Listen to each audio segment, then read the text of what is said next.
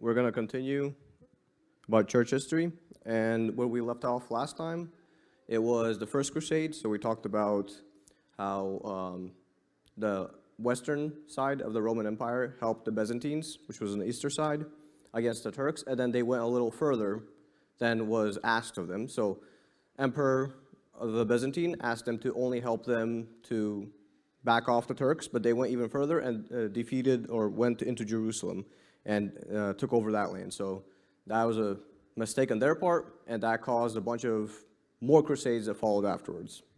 And so we're going to continue the second crusade. It's going to be, so pretty much the Turks took over the region of Edessa, and that's pretty much the region between the western part of Turkey and the upper part of Syria. So that's the little part where people went to pilgrimage to Jerusalem. And so the issue with that is a lot of people considered Jerusalem a holy land and a lot of pilgrimages. So Christians were trying to go to pilgrimage, and now it was blocked off by the Turks. And so the Pope had an issue with that because people can't make their path to the Holy Land, as they called it. So the Pope issued a papal bull, and a papal bull, in other words, is an official letter or document of the Pope. And he said the French need to go to war. At first they ignored it. Then there was a preacher named Bernard Clairvaux. He was a monk and a theologian. He preached about it, and eventually people listened, and they went to the crusade. And it went better than the First Crusade in a sense, as in the First Crusade, if you remember, that's when there was a bunch of lay people went there before the knights, and they got massacred. Here, it was just the knights that went there, so it started better. But the issue is that Byzantine Empire didn't ask for it, so he was not expecting them to come. He didn't want them to come, but they came, so he was just like, okay, fine, go. And so they took a siege of Damascus, and they didn't have enough people to surround the city, so they didn't have enough food and pretty much supplies to carry out the siege, and the people inside the city of Damascus had enough food to survive, so pretty much their mission failed. It only lasted for 4 days, and they pretty much went back, and it was pretty much a failure crusade, so nothing really happened, and they went back. And then another crusade was a third crusade, and this is the most popular one. This is the one that people make it like an icon or romanticize crusades based off this crusade, because this was like two big powers versus each other. You know, the Western one, the Western Christian ones, and the Eastern Muslim ones. There's a big face-off, and this is what people usually think of when they think of crusades. And again, the reason for this crusade was there's a guy, a general named Saladin in the Muslim Empire, and he took over Jerusalem and the surrounding area. So a pope, again, issued a crusade. You need to go there, and so there was two main people fighting here. It was from the western side, the Christian side, was Richard the Lionheart. That's the King of England. That's his name, Lionheart, because of his bravery in war. And on the eastern part, the Muslims, it was Saladin. And both of them had really strong leadership. Both of them were really good generals, and this crusade ended a stalemate. So no side had a decisive victory, but both sides fought very well. And the interesting part is both of the leaders, Saladin and Richard, both of them had very high regard for each other because of their leadership, and they viewed each other in a great light. But Richard could not take Jerusalem. 2 times he came to Jerusalem, but he retreated. He refused to lay siege of Jerusalem, and then eventually they called a stalemate.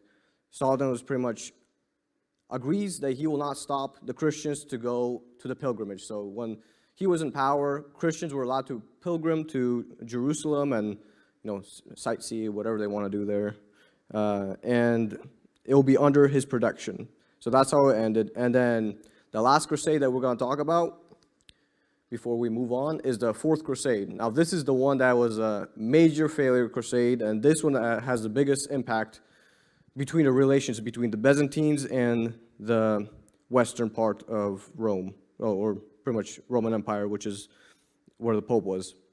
And so the backstory of this was, before this crusade even happened, there was already tension. If you remember, the Great Schism already happened about 200 years ago, roughly. So the Great Schism already happened. There's already differences already in the way they worship, the way they believe what is the right way to worship God. And there was already tension in that regard. And then around 1182, the Greeks massacred nearly 60,000 of the population of Italians in Constantinople. So that's a lot of negative view from the western side now to Constantinople. And then another time, the Romans, they sent an emissary to Constantinople in 1196, but then they killed him and dragged his body around the streets in a chariot. So it was not very cozy relationships. So this is pretty much the setting right before the Fourth Crusade. So the Westerns were upset with the Eastern, with the Constantinople and the Byzantine Empire. And this crusade is known as the Failure Crusade or the Infamous Crusade. And Pope Innocent III issues a crusade to Jerusalem. So it was not even meant to Constantinople. They were meant to go to Jerusalem, take over Jerusalem because it was conquered by the Muslims. But as the crusading armies were going, they diverted their way and went to Constantinople. And there was a political struggle there. And pretty much what happened is the Crusaders helped one of the emperors come into power. He promised to pay them money. He promised to provide them supplies to Jerusalem and all that for their crusade. But then the city's inhabitants, they did not like that. They killed him and set their own ruler, and that guy refused to pay the Crusaders.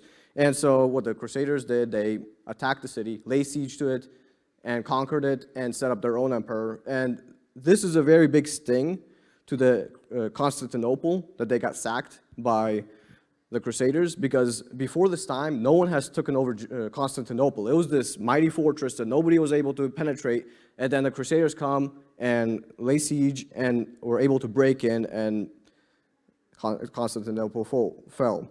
And this is a very important crusade, or very important event that happened, is because now the Great Schism was officially complete. So before there was a division, they were trying to reconcile, they were never able to do it, but this is a political thing now, and it's completely done. There's no way to reconcile both sides. So this is a very important event that happened.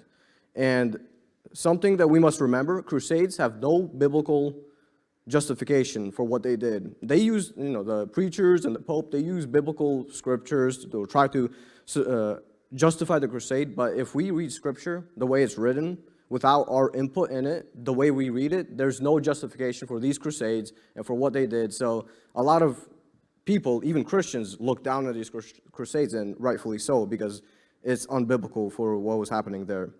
And this schism was happening all the way to, in June 2004, the Pope of Rome asked forgiveness for the Patriarch of Constantinople for the sacking of the crusade. They're still separate, but they're trying to reconcile. But you can see how long it took for the Western people, the Pope, to apologize to the Orthodox people about the sacking of Constantinople. So, and then there's other crusades that happened, but we're not going to go through it because it's not that important. There's 5th Crusade, 6th Crusade, 7th Crusade, 8th Crusade, 9th Crusade. So there's a lot of crusades that were happening at that time. And pretty much what happened is people went to the crusade there. A lot of their ambitions was to get rich. People went there, brought their merchandise back, sold it for a large amount of money, so they got rich off of that. And the Pope also, another side note, Pope also ordered crusades in Europe to those they called heretics, and killed off heretics or so-called heretics in his land as well.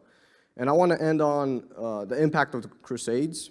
So what the Crusades did is they stopped or slowed down the spread of Islam. So Islam, as we already mentioned before, took over the southern part of the Mediterranean Sea, or the northern part of Africa, so all the way to Spain, like half of Spain, and all down the Mediterranean Sea, all the way up to Jerusalem area, and then eventually it took over Constantinople. So it was pretty widespread, but if they were not slowed down, they would have taken over Europe as well. So the Crusades, they stopped that.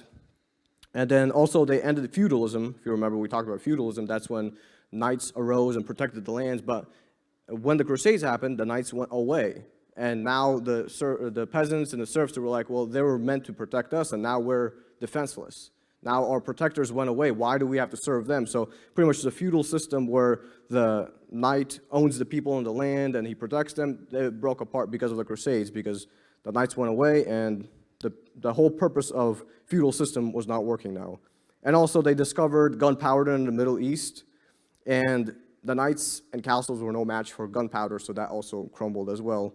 And another very important part, the most important, I would say, the impact of the Crusades was they took philosophical and scientific ideas from the Muslims in the East. Because in the West, they had the philosophy of Augustine and Plato, and they focused on the spiritual stuff, not on the physical stuff, material stuff. So they focused on spiritual stuff, and the people neglected the study of nature, of science, and of those things. And when they went to the East, they saw progression of mathematics, science, and different spheres and different philosophies, because over there they had a philosophy to Aristotle. So Aristotle got introduced into the western part of the empire too, or the western part of the Roman Empire, which was now ruled by the Pope, pretty much. He was the one in charge. And it was the beginning of the humanism.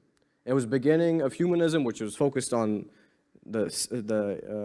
exalting the human in the sense of, instead of focusing just on the spiritual, now we focus on science, we focus on philosophy, we focus on art, and there's a big change in the way people approach things, which led to the Renaissance, and then eventually that led to the Reformation. So we're going to end there for now.